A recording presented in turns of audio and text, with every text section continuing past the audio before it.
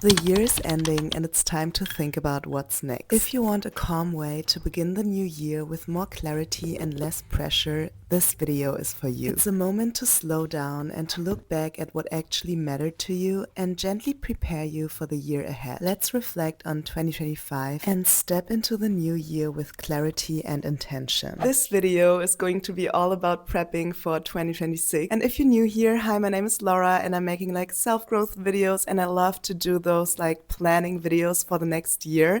I'm so excited for this one. I really love those videos, so let's get straight into it. So this video is going to be separated in two parts. The first part is about reflecting on 2025 and how the last year went for you. And the second part is going to be about the upcoming year 2026 and all about preparing and goal setting and looking at your visions and goals for the next year. So if you want to, you can make it comfy for you and grab like a coffee or a tea. I have mine here and it's really nice to just take your time with preparing for your next year. So what you're gonna need is like your journal or your planner or whatever you like to write in. And how I said, I always love to start my year planning by reflecting on my last year. It's so helpful to recognize pattern, but also to see how far you've come and what you actually achieved in 2025. And I love to start this on a positive note. So what I always write down first are my highlights of the last year. And this can be anything from like trips to experiences to your favorite moments.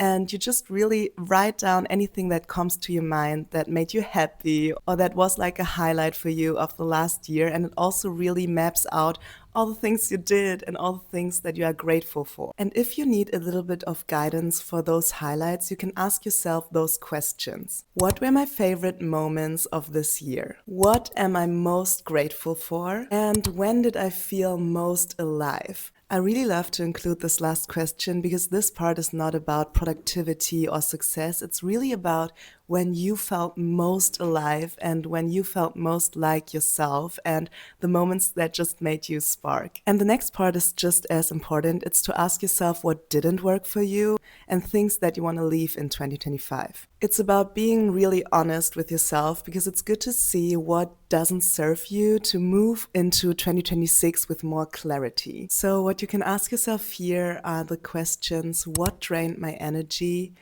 Which situations or people made me feel bad or like negative? And what do I want to let go of? So now it's time to get a little bit more concrete and to actually look back on your goals that you set for yourself in 2025. And this is also a good point where you can look at your vision board if you made one for 2025. So look at it without judgment and without pressure. It's not about how successful you were. Some visions might came true and some didn't, and that's absolutely fine. A vision board is there to inspire you and also just to make your goals more visually available for you. So look at it and maybe you find some things that came true and that make you excited. Or maybe you find some photos or visions that you want to take into 2026 as well. It's often surprising how many things actually got true or like were near your reality of the last year. So I always find it quite motivating to look back on my vision board. One of my visions for 2025, for example, was to go to Sydney. So I put like the Sydney Opera into my vision board and this actually came true. And I really wanted to go to Australia since I was 18. And last year I made this dream come true. And it's just so nice to see that I actually put a photo of Sydney on my vision board and that I now can look back into my camera roll and that I see actual photos of me being there. And then I like to look at the goals that I wrote down for myself in 2025. And I always love to have 1 to 3 main goals because it's so easy to write like endless lists of different goals that we want to check. And by the end of the year, we always don't even remember which goals those were. So I think it's really important to narrow them down and to prioritize what is most important for you. And I had 3 main goals in the last year, and one of them was like my top goals. And it was to upload on average 1 video per week here on my YouTube channel. And I'm so proud of myself because I actually achieved that goal. And I now uploaded 52 videos this year. So exactly 1 video per week on average. And I don't know, this is just something that makes me so proud of myself because I always struggled with discipline and with doing the things that I said that I would do. So this was a big one for me, and if I can do it, you can do it as well. Also, I really like to measure achievements by things that I can actually actually control. So I decided to measure this goal by weekly uploads and not by my views or like numbers, because those things are out of my control. But how much work I put into my goals is like all on my side. And I'm really glad that I did it this way. And I will definitely also continue like this in the next year. So I recommend for you to look at your goals and look at your top 3 goals maybe, and to see how far you've come last year. And it's totally fine if you only hit like 2 or 3 goals.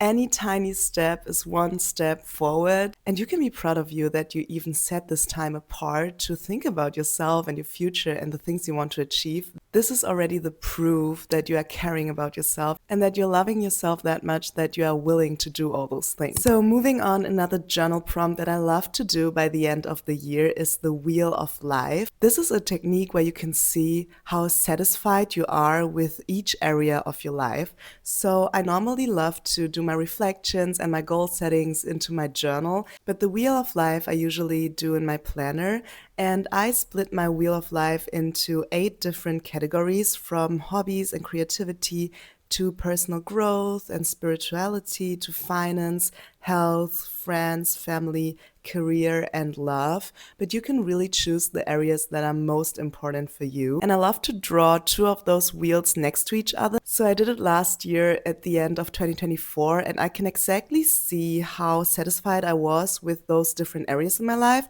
And now I'm gonna fill out the one that I already prepared for myself for now, the end of 2025, and I'm also going to fill in the different areas, and I can see side by side which areas are in the same range and in which areas I'm maybe happier or more satisfied and fulfilled. And this is such a nice and quick journal prompt to just give you like a reflection of where you stand right now. I'm going to make the same for 2026. I'm going to make one Wheel of Life that reflects my current state, and then I'm going to prepare one for my future self that I can fill in at the end of 2026. Now we're moving into preparing for 2026, and what I would recommend, what I also did the first time this year, is to do a mind map. So you're just mapping out any areas that are important in your life. And you can also use the areas of the Wheel of Life, and you can just play around and draw big circles with those areas. So for example, you can do the mind map areas: career, health,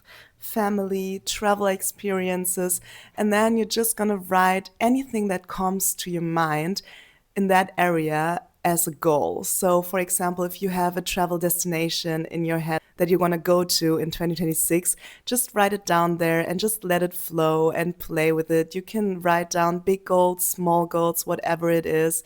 Also like books that you want to read or different little achievements that you have in your head. So dream big here and just write everything down onto this mind map. This part isn't about structure yet. It's just about getting everything that's in your mind out on paper so you have it visually in front of you. So after that, you can look at everything that you wrote down, and I recommend that you highlight 1 to 3 top priority main goals for yourself. Because how I said, it's so easy to overwhelm ourselves and to have like 100 goals that we want to achieve. But I think mastering planning ahead for yourself and the next year is to set priorities. And you really have to be realistic as well with yourself. And you can just choose 3 goals that are most important to you. And really listen to yourself and really realize what is most important in your heart and what matters most to you. So after deciding on your 3 main goals, you can then look at your smaller goals. And what I love to do is to split all my goals into quarters of the year. So January till March, April to June, July till September, and October to December. So you can split down your main goals into smaller goals, but you can also look at like different goals that you set for yourself and put them into those quarters. What I, for example, love to do is set myself a reading goal, and normally it's 12 books per year. So I make sure that I write into my first quarter that I read 3 books. And then into my second quarter, from April until June, I write down the goal that I read 6 books and so on. So you can really see the process and see how far you've come.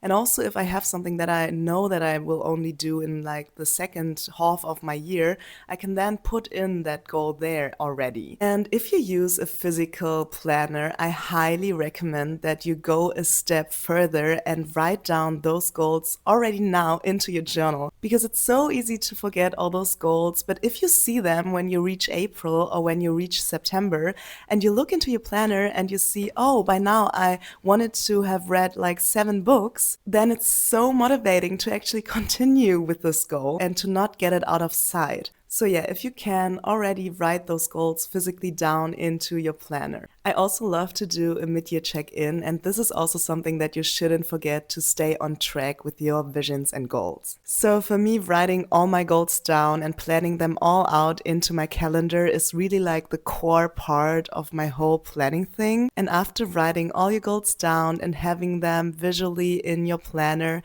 what you can do if you want to is to choose some affirmations for 2026.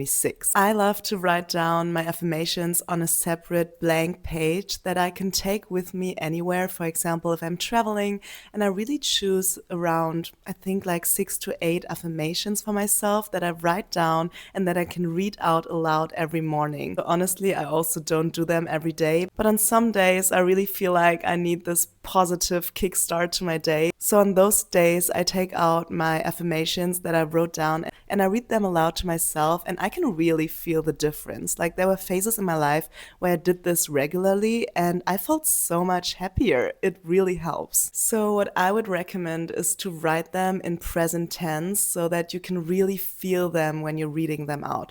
It's really important that you feel the emotion, because like with manifesting, you really want this to be your reality. So you read them as if they are true already. What I do first in my affirmations is to tell the universe that I'm grateful for this new day. And this really shifts my mind into a positive perspective. And what I say is something along the way like, thank you, dear universe, for this new day. And I'm happy that I woke up this morning and that I get to experience this life. And you can also put other things in there. For example, one of my other affirmations is something like, I take responsibility for my life. So they can also be simple. And the last thing that you can include into your planning for 2026 is to make a vision board. And you can do this digitally or on paper, whatever you prefer. And I think I'm going to do mine digitally this year.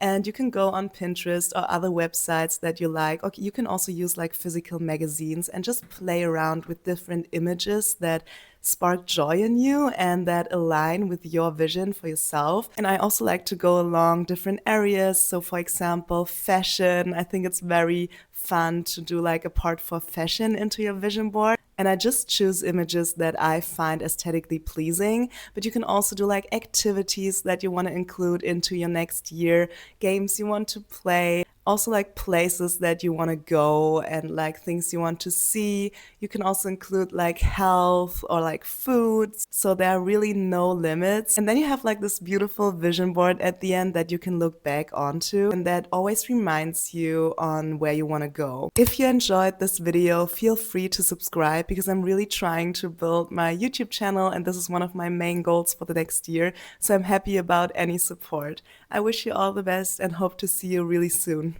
Bye!